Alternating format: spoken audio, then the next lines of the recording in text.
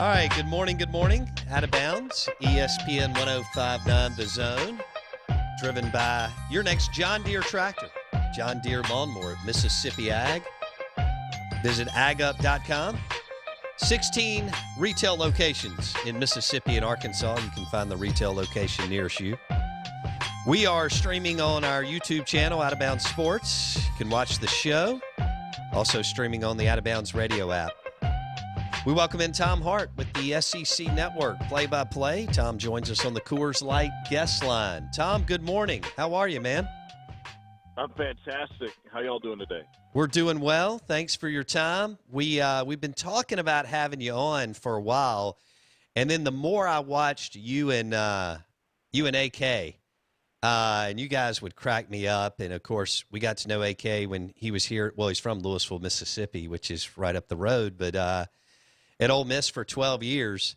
I know you've been paired with talented people and people that you love to work with, but walk us through. AK is such a unique personality, and I thought he was great as a color analyst, but y'all had a lot of chemistry. Walk us through what it was like to work with AK. Well, he's dead to me. You know, he left me. He left me behind, and I've deleted his number from my phone. His is a name that will not be spoken. Remember that old Whitney Houston song? Didn't we almost have it all? Yeah, that's what I think of when I think of AK. I mean, what a clown! Who just walks away from something? It's been so much fun. Obviously, I'm kidding. You know, we had a blast. He was a lot of fun to work with. I was describing working with him earlier, and you know, I'm kind of a nerd when it comes to game prep. And if you see me walk into a game, I got a backpack.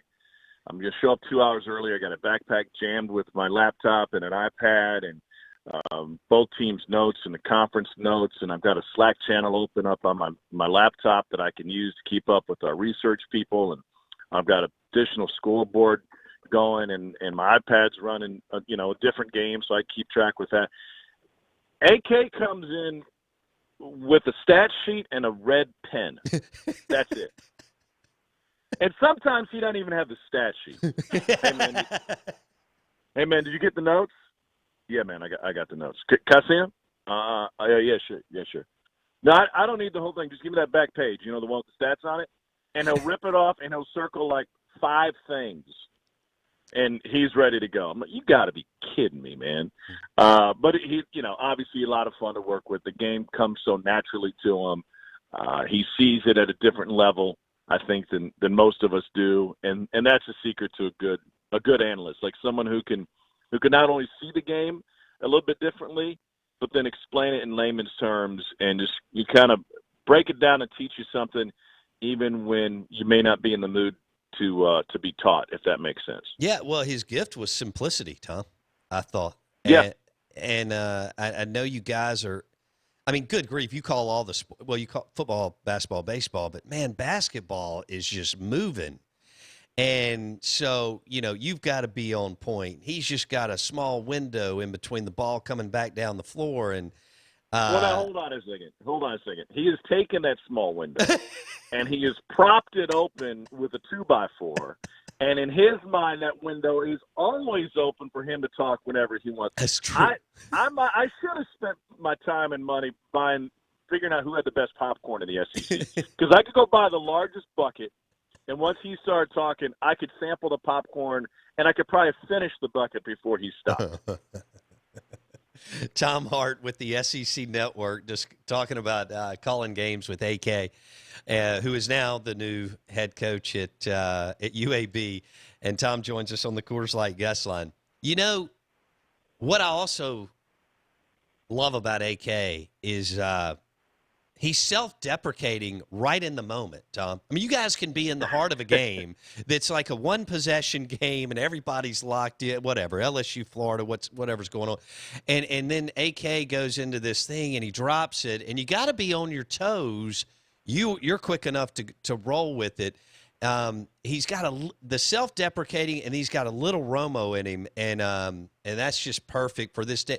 We've got so many stiffs, and don't get me wrong, there's many, many talented. You guys are very talented, but I love the way he would approach the game, and I know you had a blast doing those games with him.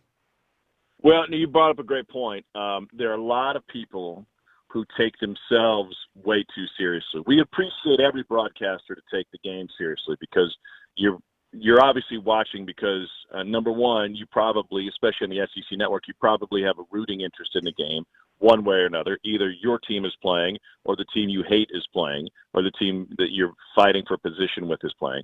Or you're watching to be entertained. But in any case, you want to take the game seriously, but I think it's helpful if the broadcasters don't take themselves too seriously. You know, if we all walk into a bar together and there's a meeting going on one side and everybody's got their ties all the way to the top and they've got spreadsheets out and they're talking – and on the other side there's dudes in blue jeans and tennis shoes or hoodies or whatever, and there's a couple beers on the table. I don't know about you guys, but I'm probably going to gravitate towards the guys who are more relaxed Absolutely. than the ones with the 3-ring binders. So he could, you know, as a broadcaster, he could do both. As you said, his gift was his simplicity. So you could always learn the game, and it was fun walking into any gym with him because he had immediate respect from the players, the coaches, even guys that he didn't coach. You know, we didn't do but one Ole Miss game, and that was during the tournament, so he's never around the guys that he coached. But guys he recruited or families he recruited. I remember one time, this is really funny to me, I never knew how other coaches would react to him. And oftentimes I would ask him before we spoke with that coach or before we got to that practice to say, hey, man, how are you with so-and-so? Meaning, like, you know, we don't all get along with all of our contemporaries. If there's somebody that you don't like or that doesn't like you, give me a heads up. I won't, you know, just like if you were going with your wife to a cocktail party and you know that there's a couple that she dislikes, you're going to treat that conversation differently than, you know, and if you didn't know, you might step in it, right? You might walk right into a very uncomfortable moment. Anyway, so it was really easy. There were some guys he would say, you know what, I didn't get along with him great when I was coaching, but man, he was the first one that called me, you know, when I was out, and he's been fantastic. Or, you know, always got along with him great, loved to talk to him 6 times a day, whatever it might be.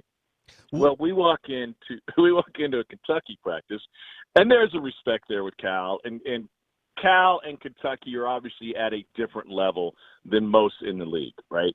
It goes without saying. So Cal has a routine. He's going to conduct his practice, and he's not going to meet with the announcers until after practice and after he does his radio show, and it's part of the routine. And you can show up early and watch the entire practice. You can show up with 5 minutes to go and be there to talk with him. Well, AK and I were there for the whole practice. Practice is wrapping up. He does the radio thing. He meets with us. We talk to him for a couple minutes. AK looks at him and goes, hey, man. He could not have been more than a smart aleck when he said this in a respectful way. He goes, hey, man, great practice. I mean, really, really great. And nobody can say that to John Calipari in his gym with the smirk with which AK delivered it. And everybody just starts laughing. And Cal kind of pushed him on the shoulder, like, man, get out of my gym. Come on, get out of here. So that's what you never knew which way it was going to go, but that's what you got working with him. So was Tom Hart with the SEC Network. He joins us on the Coors Light guest line. You're listening Out of Bounds on ESPN 105.9 The Zone. Was there a one-liner during a game that jumps out at you where you couldn't control yourself and you struggled to continue to call the game? Yes, for sure. Now, I will also point out, just to peel the curtain back a little bit, there were experiences that we had off the court, away from the arena, post-game, the week before, whatever it might be, that we would reference throughout the game just to try to get the other guy to laugh. That nobody at home would know what we were talking about. And you wouldn't be distracted by the comment that we would throw in there. You know, if you ever heard us refer to a Red Roof Inn, that was a joke about this bar that was near a Red Roof Inn in Starkville. But at home, you'd say, oh, they're referencing, you know, sure, I know what a Red Roof Inn is. You wouldn't know the difference. But the one that stands out is we were in Arkansas about midway through the season, and it was on social media. A lot of people have seen it. The director cuts to a shot of a student holding up a Ron Burgundy fathead. And AK goes, hey, look, Ron Jeremy. And I immediately, he wasn't delivered as a joke. You know, he was just wrong. It was Ron Burgundy, not Ron Jeremy, and those are two actors on two totally opposite ends of the spectrum, right? Two characters, if you will. And so I immediately corrected him. I said, no, that's Ron Burgundy. And his quick response was, oh, yeah, that's a whole nother channel. So it was funny in its own right. And I think the clip is really funny. But what happened after that, to me, was 10 times as funny, which was if you're listening to any broadcast, the language, the sports cliches that we use, if they're presented as double entendres, everything that comes out of a broadcaster's mouth could be looked at in a different light. Does that make sense? Sure. Like, if you're talking about a running back pounding the hole, like, yeah, you're talking football, man. But if your brain's in another place, it might take you a different direction. Sure. So everything that was said within that broadcast after that had anything that possibly could take in a different direction, we were both dying laughing. We didn't mean to say these. There's some normal things that would come out of your mouth when you're talking about a basketball game. But every time they escaped our lips, we would be holding each other back from laughing on air, just trying as hard as we could to keep our jobs. Tom Hart, SEC Network, talking about working with AK, Andy Kennedy, and now AK takes the UAB job. So when you were at your house or traveling and you got to see, I bet this was fun for you, when AK was a studio analyst during basketball season, because I thought they did a great job in studio too. What was that like? Describe that, because I would think that had to be a blast for you, knowing him personally, hanging out, having some beers with him, and then calling the games with him, watching him when he was a studio analyst, Tom. So this might sound weird. I never watch our studio shows. Wow. I really don't. Yeah. Now, nothing against we have my great friends are working in the studios every day. But for example, I didn't do a whole lot of Saturday games, or I was doing the XFL once that started. I was always working, so I don't really consume it the same way that a normal fan would. But I'd catch a snippet here and there, or he would tell me about a story, and I would just shake my head. Like everything that AK does, it could be it really should. In fact, I hate to give this idea away on the air, but I'll just share it with you guys. Like, you could pitch his life as a sitcom. Yes. Because it doesn't matter what situation he is in that is normal to other people, it is going to be abnormal to him, or something abnormal is going to happen. I mean, I've been home now with no sports to call. I just caught up on Curb Your Enthusiasm. Like, Larry David is a normal guy is an abnormal guy in normal situations, and it's wildly entertaining. Just the story of AK with Uber drivers getting to the studio, or dealing with our producers that don't know how to handle his personality or other talent, as we say in the business. It's hysterical, especially once you know him and know the character that he is. And such a wide, like he casts such a wide net, right? I mean, we had a game at South Carolina last week of the regular season, and he said, "Hey, I'm gonna get Frank to come out with us and a couple guys from the staff, and let's go have a burger after the game." Yeah, sure. We sat there for an hour and a half listening to AK stories and Bob Huggins stories, and Frank looks at me at one point and he goes, "Man, Tom, you mean to tell me that you do this twice a week every week?" I said, "Yeah, Frank, I sure do." And he just kind of pats me on the back and gives me one of these, like, bless your heart, because it's a mixture of entertainment and hard work dealing with AK. Yeah. But it's a lot of fun. I'm thrilled for him, by the way, getting a job at UAB. I hate the way things ended at Ole Miss. Obviously nobody very rarely go out on a high note, but I think he has that opportunity with UAB to go back to where he played. He has such a passion for that school and for that town, and being right in the mix of the SEC recruiting footprint. I think he's going to put together a lot of talent, and I think they're going to win really, really soon. It'll be fun to watch. I hope so. Tom Hart, SEC Network, on the Coors Light guest line. The bar that Tom was referencing is Dave's Dark Horse Tavern in Stark Vegas, Mississippi. This place? Oh, Not only do I know of it, but I have been there many, many times.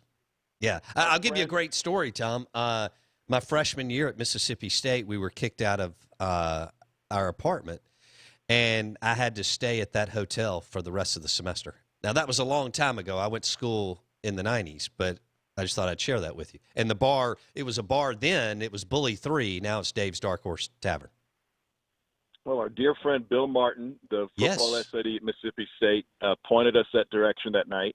It was a late game. He said, it doesn't look like much from the outside, but once you get inside, the food is going to be fantastic. Mm-hmm. He was right about that. He didn't have us prepared for the type of people that would be in there that night. We walked in wearing suits. I'm guessing the last time somebody in a suit walked into that place was the last time the coroner had to show up there. And we're convinced. And by the way, fantastic people there that run the shop, and they were so kind to us. The guy that was playing the keyboards that night may have been out on parole, but he was a really nice guy too. We're convinced though that that's not a real Red Roof Inn. That there's no way that a respectable franchise would have franchised that property. We think that perhaps they stole the sign and they just erected it above this mom and pop motel, and the good folks from Red Roof Corporate just haven't been by to pick it up and take the sign away yet. I love it. All right. Tom Hart with the SEC Network on the Out of Bounds Show and ESPN 105.9 The Zone. Let's switch gears, so if we can.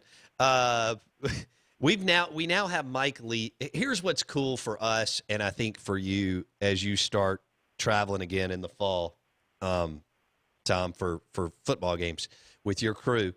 We're fired up that Leach and Kiffin are in the state, because of their personalities and everything that they bring to the table and their stories. And then we've got Sam Pittman at Arkansas, which I think is going to be a lot of fun. He'll have a little Bielema in him and so on. Do you see that? Are you excited that those type of personalities are now? So many times we get the stiff coach at the podium. I know y'all visit with them on Friday. A lot of times they won't give you anything. These guys, I think they're going to be a lot of fun to cover for both of us. I agree with you. And I've said this before, the SEC is the best soap opera in all of sports. I mean, it starts with the fans because none of this would matter if people didn't care. But I don't have to tell y'all, there's a real passion for this. People live and die for it, whether it be football Saturdays or what we lost now by not having the College World Series this year. So the entertainment value is always there from wins and losses, and now you have incredible personalities. I think people, Leach and Kiffin have some similarities. Their humor, they're very dry-witted people. So if you expect a stand-up comedy routine, it's not going to happen. It really won't happen with Lane. And Leach is going to deliver it in a very deadpan, monotone way. So you have to kind of look for it. I'm anxious to see how people react to Mike Leach in the SEC. And you think about where he's been, and, a guy who shoots from the cuff with his commentary. He doesn't care what people think. He, just check out his Twitter account, which is wildly entertaining. But there are some people that, without a doubt, are going to be offended by some of the things that he says. Sure. And he's probably going to roll his eyes at that.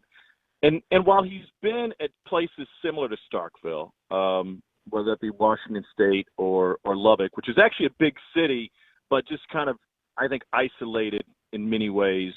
So he's been in similar spots, but he still hasn't been in an area in a league like the SEC where people are going to break down everything he says. No and I think question. there's some people. Yeah, people are going to be less likely to excuse the borderline things that he says in press conferences or he says publicly. And so it'll be interesting to see how he deals with that, quite honestly. I think that'll be interesting for me to follow. Now, Lane, on the other hand, when he was at Alabama, we'd go in and sit down with him. I got more information from Lane Kiffin from a football perspective than any other coordinator I can remember. That's right up there with the best. Okay. Yeah, when you're talking ball with him, or talking personnel, he's willing to share, and his life is an open book. So that's always entertaining. And I'll give you one more twist on Leach. I spent, I guess the last 5 out of the last 6 weeks covering the XFL, and the secret to the broadcasts in the XFL were that we had access to the coaches' communication. So we heard the play call coming in from the offensive coordinator to the quarterback. We had multiple people mic'd.